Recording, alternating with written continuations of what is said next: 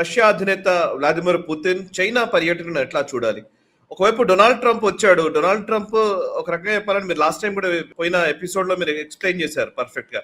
పూర్తిగా utter flop అయింది Donald Trump పర్యటన అని. ఆ పర్యటన తర్వాత రష్యా అధినేత పుతిన్ చైనాలో పర్యటించడాన్ని ఎట్లా చూస్తారు? రీఅఫర్మ్ చేసుకోవడానికి వచ్చారా? లేకపోతే ట్రంప్ పని అయిపోయింది అని మళ్ళీ ఒకసారి రూఢీ చేయడం కోసం పుతిన్ వచ్చినట్టుగా భావించాలా? ఏంటి దీని అవుట్‌కమ్ ఏంటి? దీంట్లో మళ్ళీ 2-3 అంశాలు ఉన్నాయి. మొదటి అంశము పుటిన్ అవసరం. అమెరికా, చైనా ఇద్దరు కనుక వాళ్ళు ఏదో విధమైనటువంటి ఒప్పందంలోకి వస్తే కనుక రష్యా దెబ్బతింటుంది. ఎందుకంటే అమెరికాకు కావాల్సినవి వాళ్ళు తీసుకుంటూ చైనా మీద వాళ్ళు కొన్ని ఒత్తిడి తీసుకొస్తారు. మీరు రష్యా నుంచి కట్ చేయండి అన్న ఒత్తిడి తీసుకొచ్చేటువంటి ప్రమాదం ఉంది. ఈరోజు చైనా సహాయం లేకపోతే కనుక రష్యా విలవిలలాడుతుంది. రష్యా ఈరోజు కంప్లీట్ గా చైనా మీద డిపెండ్ అయినటువంటి పరిస్థితి ఈరోజు చూస్తున్నాం. కాబట్టి వ్లాడిమిర్ పుటిన్ కి చైనా చాలా అవసరం. కాబట్టి దానికోసం ఈరోజు వాళ్ళిద్దరి మధ్య రిలేషన్షిప్ సమానమైన రిలేషన్షిప్ కాదు. వ్లాడిమిర్ పుటిన్ రష్యా ఈరోజు రమారమి చైనాకి కొంత అంతకంటే తక్కువ ఉన్నటువంటి శక్తి. చైనా అధీనంలో లేరు, కానీ చైనాని విస్మరించలేనటువంటి పరిస్థితి. చైనా వాళ్ళకు చాలా అవసరము. చైనా కంటే ఒక జూనియర్ పార్ట్నర్ గా ఈరోజు రష్యా. సో ఇది ఆయన రిలేషన్షిప్. చైనాకి ఏంటి? చైనాకు ఈరోజు అమెరికా ఇన్ని మాట్లాడిపోయింది, కానీ అమెరికా ఏం చేయదు. అక్కడ పోయిన టారిఫ్లు వేస్తాడు, మళ్ళీ నాకు వ్యతిరేకంగా చాలా చేస్తాడు. లాంగ్ టర్మ్ లో అమెరికన్ ఎస్టాబ్లిష్మెంట్ చైనాకు వ్యతిరేకంగానే ఉంటుంది. కాబట్టి రష్యాని నా పక్షాన పెట్టుకోవాలి.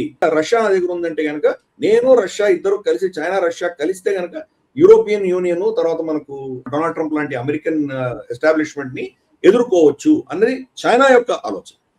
కానీ చైనా ఏం చేసిందంటే చాలా స్మార్ట్ గా వ్లాడిమిర్ పుటిన్ వచ్చినా కానీ కూడా ఎక్కడా కూడా నాకంటే జూనియర్ అన్నటువంటి ఒక అటువంటి ఆలోచన రానివ్వకుండా హుందాగా అతన్ని గౌరవం ఇచ్చి అతన్ని చాలా ఘన స్వాగతం పలికారు.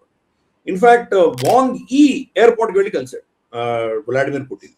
అదే వాంగ్ ఈ మనకు డొనాల్డ్ ట్రంప్ వచ్చినప్పుడు రాలేదు ఎయిర్పోర్ట్. సో అందుకని ఇవన్నీ కూడా సటిల్ మెసేజెస్ ఉంటాయి. తర్వాత ఆఫ్ కోర్స్ డొనాల్డ్ ట్రంప్ జరిగినట్టే గ్రేట్ హాల్ ఆఫ్ పీపుల్ దాంట్లో రిసెప్షన్ ఇవ్వడము ఇవన్నీ జరిగినాయి. కీలకంగా ఇక్కడ ఏం జరిగిందంటే డొనాల్డ్ ట్రంప్ విజిట్ లో ఏ ఒప్పందం జరగలేదు, ఎక్కడా దేని మీద సంతకాలు పెట్టలేదు. డొనాల్డ్ ట్రంప్ ఏం చేసుకుంటున్నాడు? 200 బోయింగ్లు ఆర్డర్ ఇస్తున్నారు, సోయాబీన్ కొనుక్కుంటారు, ఇవన్నీ ఆర్డర్ ఇస్తున్నాడు. బోయింగ్ సోయాబీన్ కి మీరు కనుక డీల్ చేయడానికి వెళ్తే కనుక ఎలాన్ మస్క్ ఎందుకు వెళ్ళాడు? మనకు ఎన్విడియా హెన్సింగ్ ఎందుకు వెళ్ళాడు? టిమ్ కుక్ ఎందుకు వెళ్ళాడు? అంటే వీళ్ళెవ్వరికి కూడా ఏం ఆర్డర్స్ రాలేదు, ఏమి ఇక్కడ సంతకాలు అవ్వలేదు, ఏం అగ్రిమెంట్స్ అవ్వలేదు. కానీ దానికి భిన్నంగా వ్లాడిమిర్ పుటిన్ విజిట్ లో 40 అగ్రిమెంట్స్ జరిగాయి. మనకు గ్రీన్ ఎనర్జీ కావచ్చు, తర్వాత pipe line, gas pipe line సంబంధించిన చర్చలు కావచ్చు, రైల్వే నెట్వర్క్, రష్యాకి చైనా మధ్యలో రైల్వేస్ ఎలా వేసుకోవాలన్న విషయంలో కావచ్చు, చాలా అంశంలో ఫిలిమ్స్, ఇన్ఫాక్ట్ వాళ్ళ ఫిలిమ్స్ వీళ్ళ ఫిలిమ్స్ ఎలా లాంగ్వేజ్ డబ్బింగ్ చేసుకొని ఒకరి దేశంలో ఒకరు డిస్ప్లే చేసుకోవచ్చు, ఇటువంటివి రామారామే 40 అగ్రిమెంట్స్ చేసుకున్నారు ఈ రెండు దేశాలు. అంటే కాంట్రాక్ట్ చూడొచ్చు. ట్రంప్ విజిట్ లో ఒక్క అగ్రిమెంట్ కూడా లేదు. దాంట్లో కూడా మనకు 200 బోయింగ్స్ డొనాల్డ్ ట్రంప్ టీము, అంతకంటే చైనా విజిట్ కంటే ముందర 500 విమానాలు కొంటారు వాళ్ళు అని చెప్పి వీళ్ళు చాలా క్లెయిమ్ చేశారు.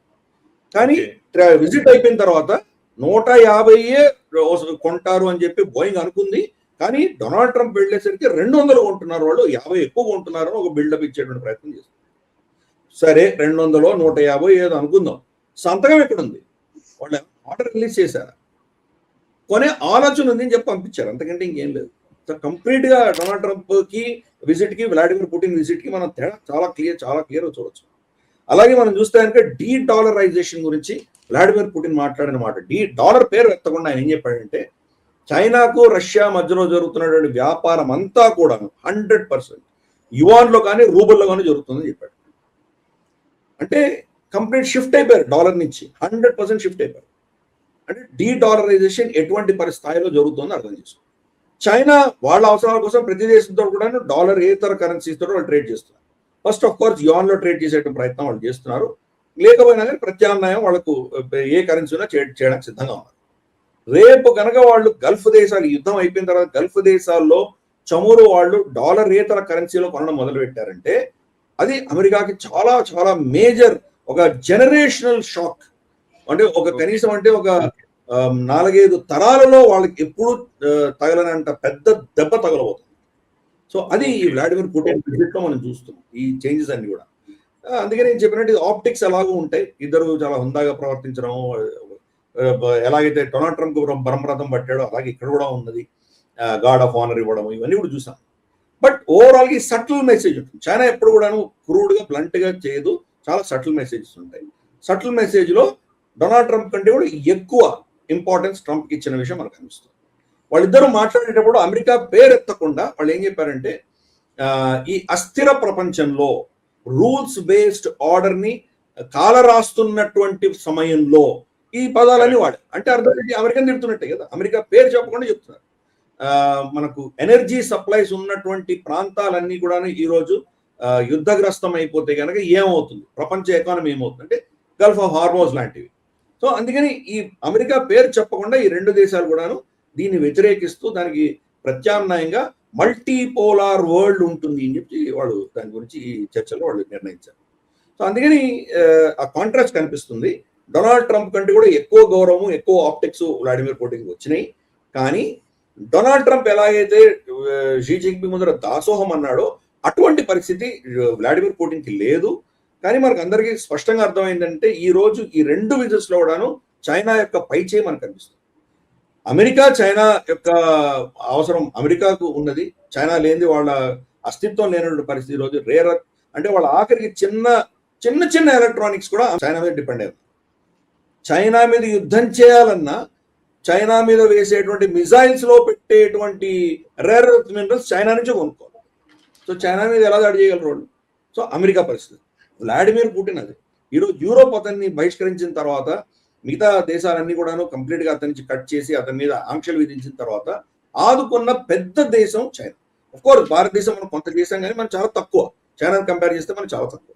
బహుశా మనం ఒక 15-20% మాత్రమే మనం రష్యన్ సపోర్ట్ చేయగలుగుతున్నాం. కానీ మనకంటే 4-5 రెట్లు ఈరోజు చైనా రష్యన్ సపోర్ట్ చేస్తుంది. కాబట్టి ఈ రెండు మీటింగ్స్ లో కూడాను పైచేయి ఎవరిదో స్పష్టంగా కనిపిస్తుంది. చైనా యొక్క ఆధిపత్యం కనిపిస్తోంది, వాళ్ళ శక్తి ఎలా పెరుగుతోందో కనిపిస్తోంది.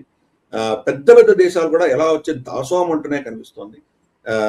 దీంట్లో మళ్ళీ చైనా ఆడిన గేమ్స్ లో వ్లాడిమిర్ పుటిన్ కి ఇచ్చిన గౌరవం ఒక ఎత్తైతే డొనాల్డ్ ట్రంప్ కి ఇచ్చిన గౌరవం డిఫరెంట్ గా.